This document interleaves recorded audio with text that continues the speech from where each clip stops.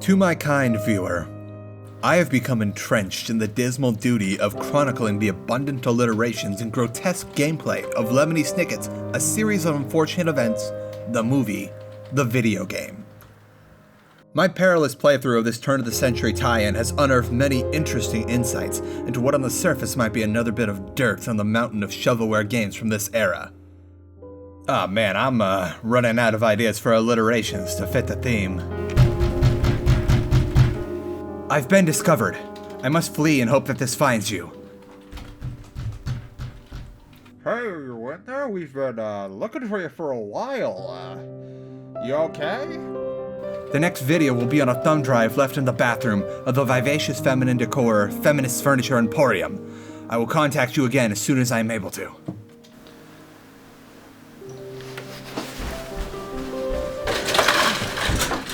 Holy crap, are you okay in there? Ow. Yep. It's a thing. Lemony Snicket's A Series of Unfortunate Events video game tie-in came out about a month before its Academy Award-winning subject matter. The game was produced by Activision, who signed a later-to-be very unfortunate 5-year deal with Nickelodeon Movies to produce a tie-in video game for each of the respective films.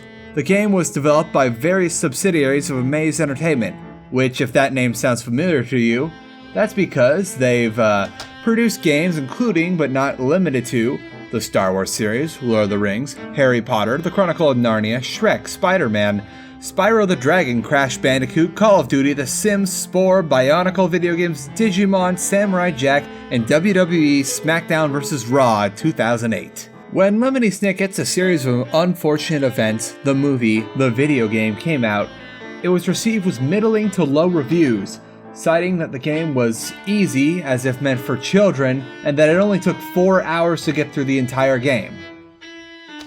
Maybe they were just go, wow, would you look at that?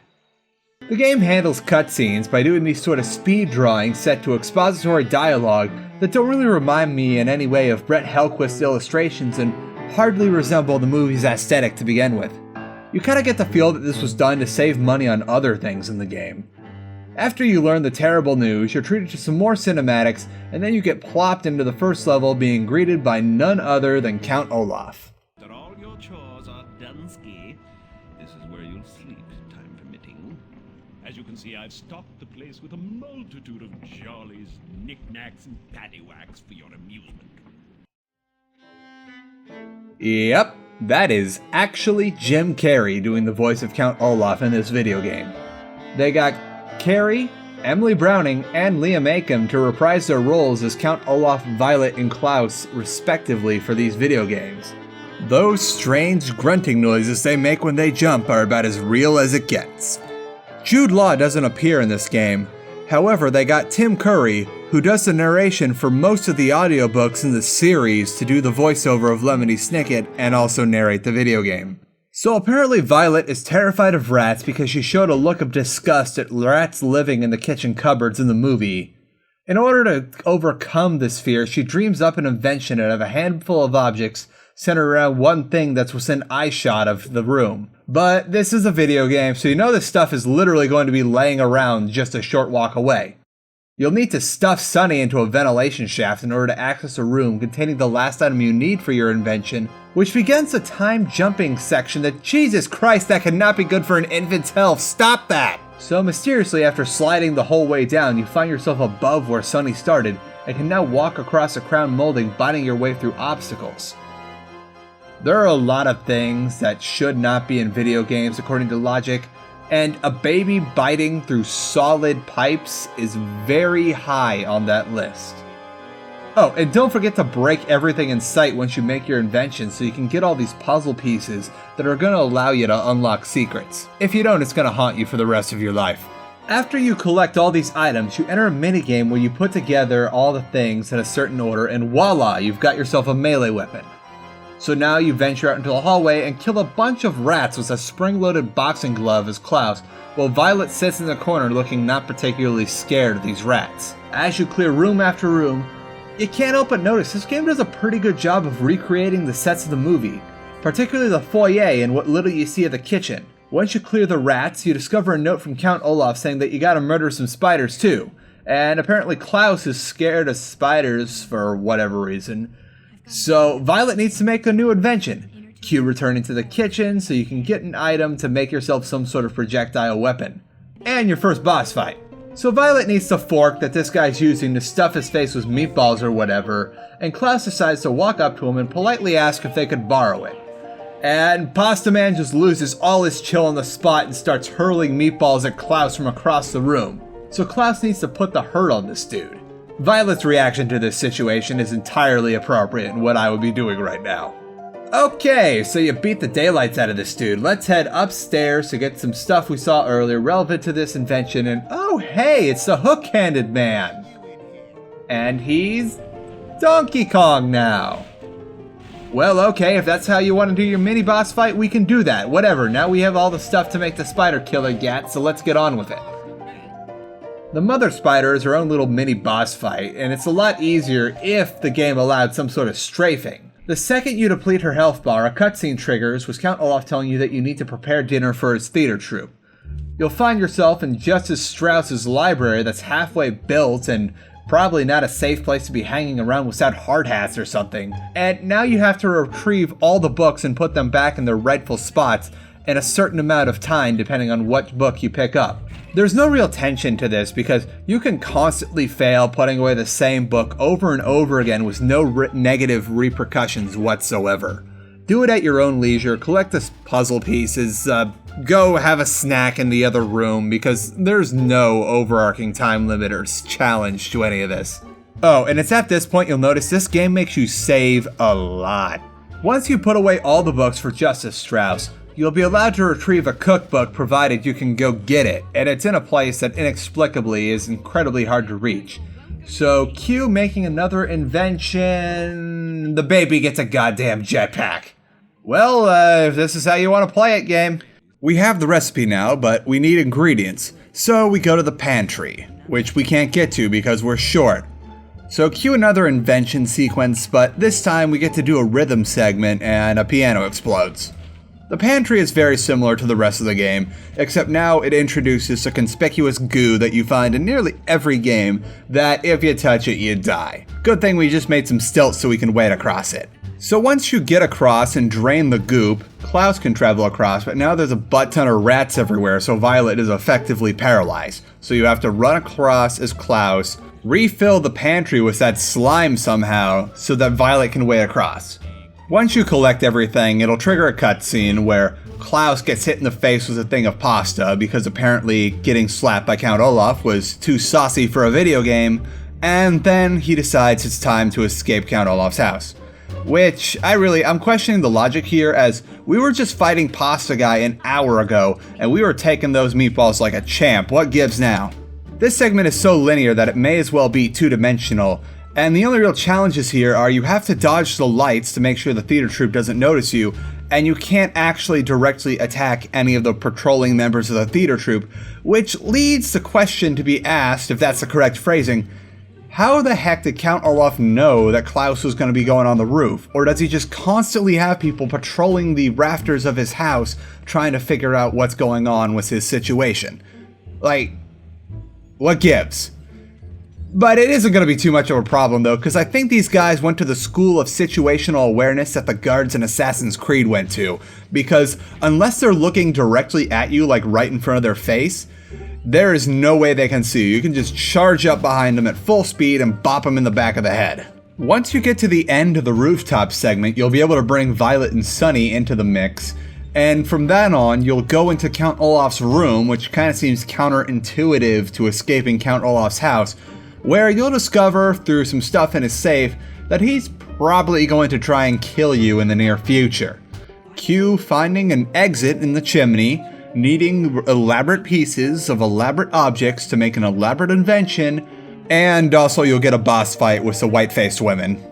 The fight is extremely similar to the Pasta Guy, except now you have to take turns fighting them as Violet, and they do some pretty impressive pirouettes.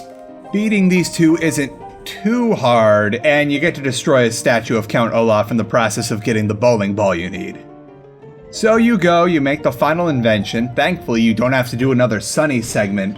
And cue a cutscene where Count Olaf mysteriously knows you're going to be taking that secret passage, as he is literally standing right above the exit on the other end. Like, seriously, does Count Olaf somehow have a supernatural knowledge of the plot in this game?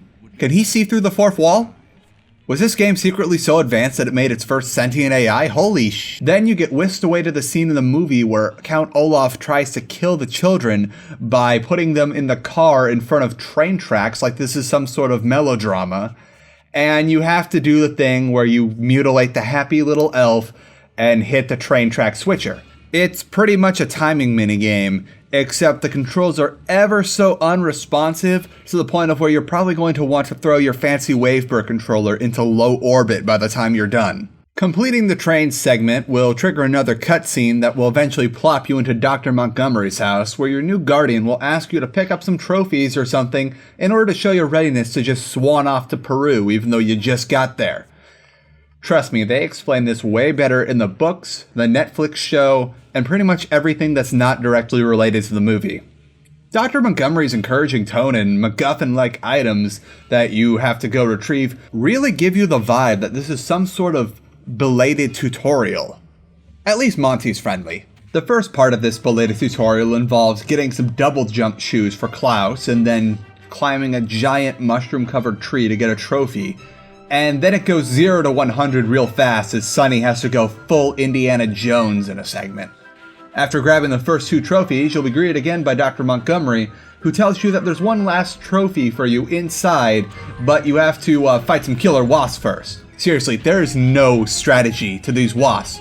Any attempts at dodging or selectively aiming, trying to pick them off, will just get you killed really fast, whereas standing there mindlessly and just mashing the fire button on whatever console you're using will just kill them all no problem. You won't even get touched. Once all the wasps are dead, you go inside and further ruin a perfectly good set of hardwood flooring to complete a sliding puzzle that involves giant man-eating plants and a Rube Goldberg machine that will get you the final trophy, proving your readiness to expatriate yourself.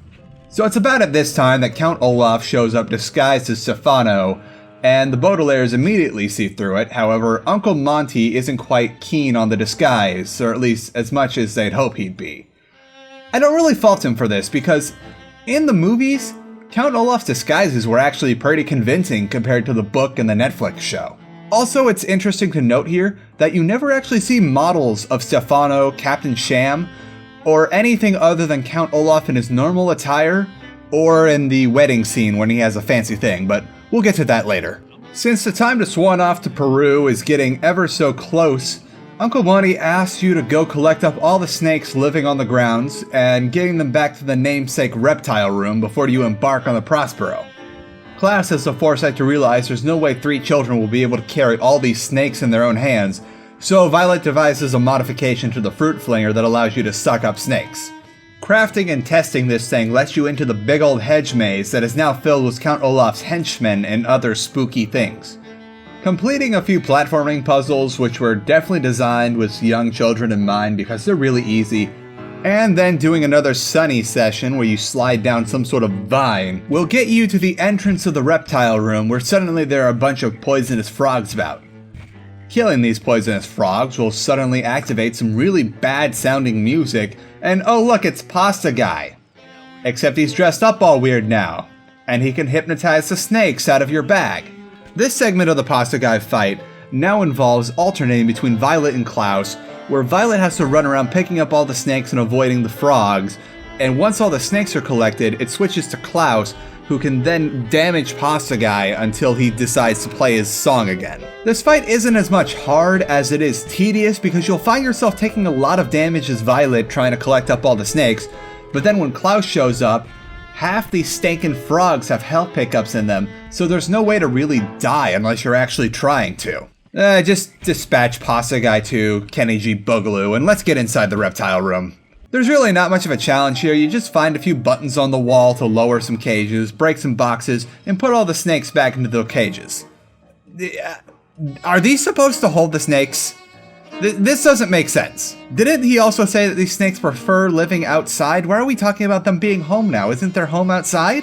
With the snake's head away, the Baudelaire children decide to focus their efforts on proving that Stefano is actually Count Olaf. So let's run down that hall we haven't been inside yet in this house, and oh hey, what's up, hook-handed man? Still doing that Donkey Kong thing, I see. Okay then. So once we get into the first room, we find one of the white-faced women that want to fight us. And I guess we beat up the other one so bad she died or something, because we never see two of them again.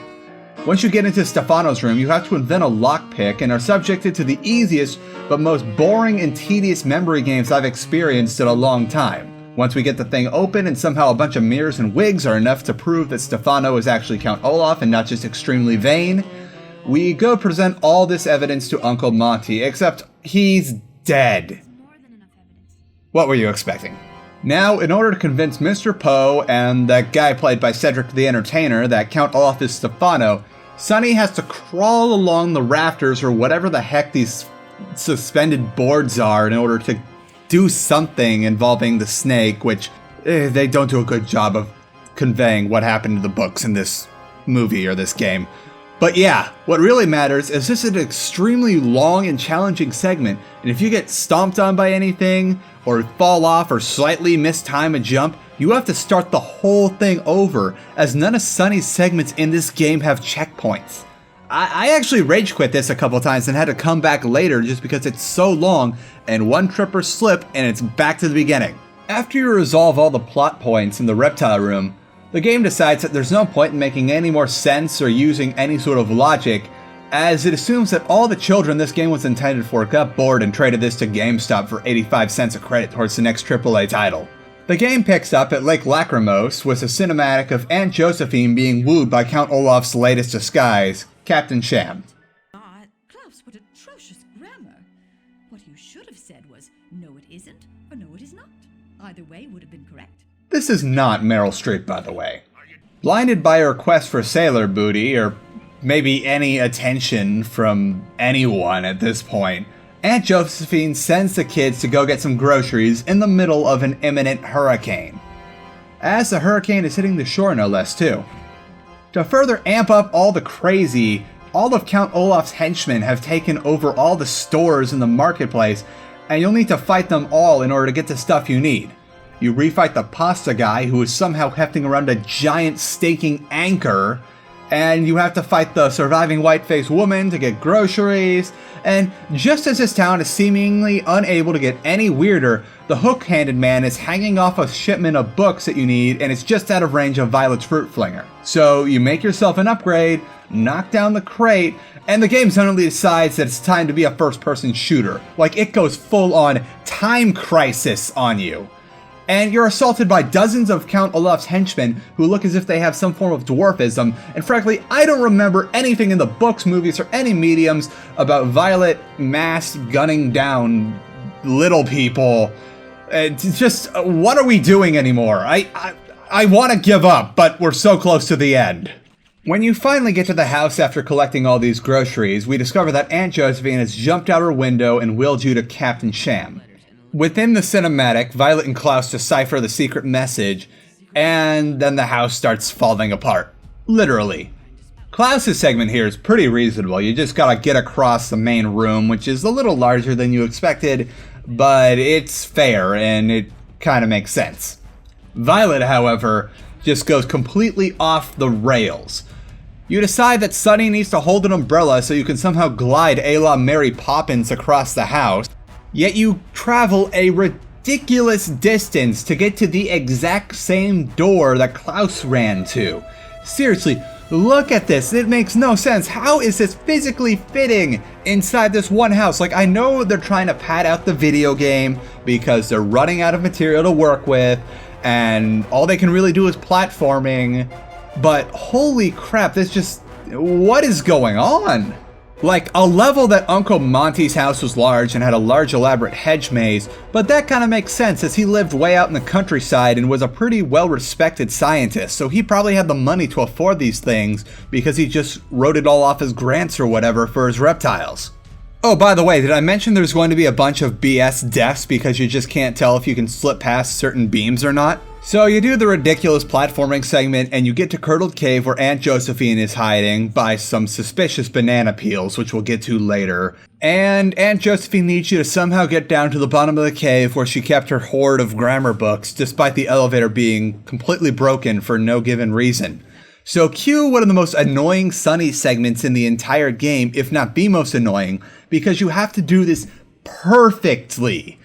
Like, there's no way to tell when you're getting hit by some of the things because they're just not well rendered enough. And in order to find the secret of the cave, you have to play this multiple times flawlessly, as there is no way to predict where the puzzle pieces are going to be unless you play through previously. And there's no way to pick up one of the puzzle pieces on another pathway if you took the wrong one, so you have to just kill yourself and start all over. Completing this segment will allow Violet and Klaus to come down to the bottom of the cave, fight some crabs or something, pick up the books. And by the way, we're doing some more Time Crisis stuff, although this time it's a lot easier because you're only really shooting from one sort of window area, and they're all going to the same spot, and you're fighting leeches instead of what look like they might be dwarfs, but you can't quite tell because this video game isn't quite, I guess graphically intense would be the word. It's a GameCube, what can you say? Cue a cinematic where Count Olaf just shows up without disguise, murders Aunt Josephine, and absconds with the kids to do the marvelous marriage scene. Which, for those of you that don't know, this was supposed to take place in Book 1, however, they decided to put it at the end of the movie/video game so that they can have a climactic ending. Violet is otherwise occupied being the main role in the wedding play thing. Sunny is in a cage somewhere, and Klaus is locked in the bottom of the tower and is forced to make his own invention, which is a grappling hook to get to the top. All things are going smoothly at first, and it's a stealth segment until you walk inside the tower for another segment of it. And oh look, it's Hook-Handed Man with even more stinking barrels.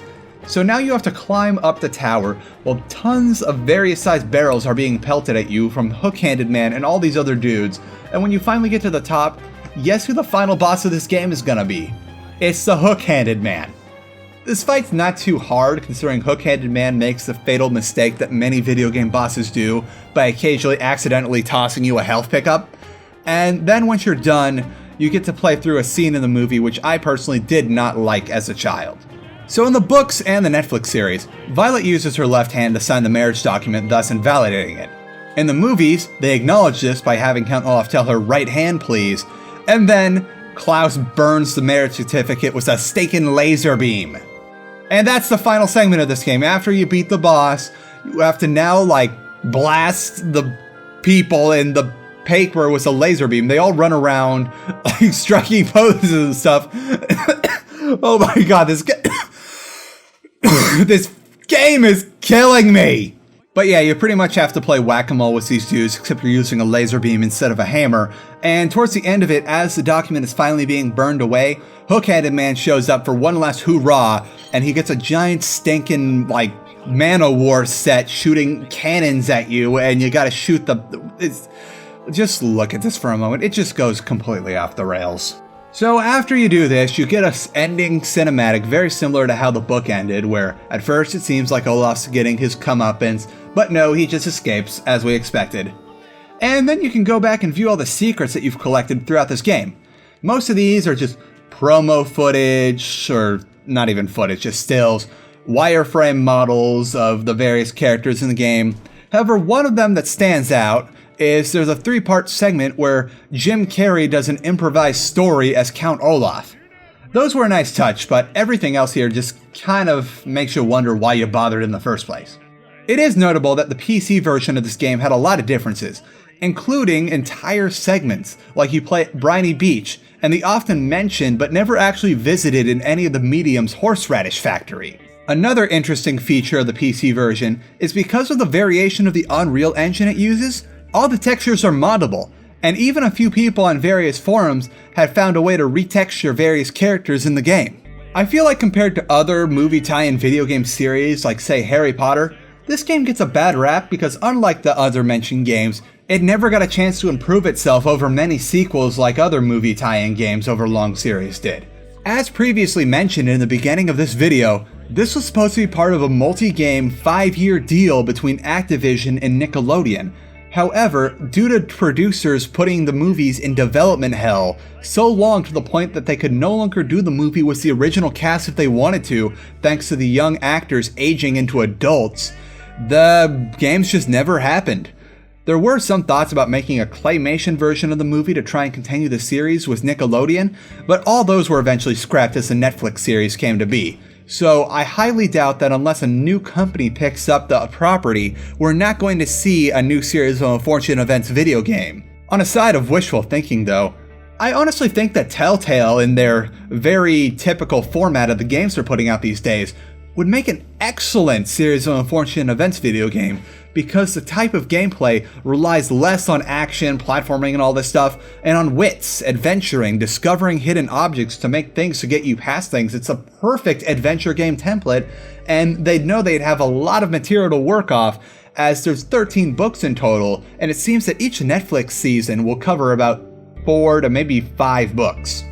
This video is brought to you in part by Amazon's Audible.com, a book streaming service where you can sign up for a free trial now and get 2 free audiobooks to download, even if you decide not to stick with the program in the long run.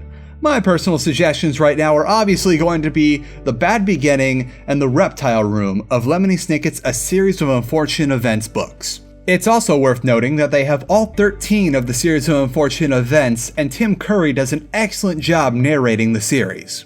That's all there is to report about this game, but I'll see you in the near future with more interesting games and series that I can find. Until next time, keep searching.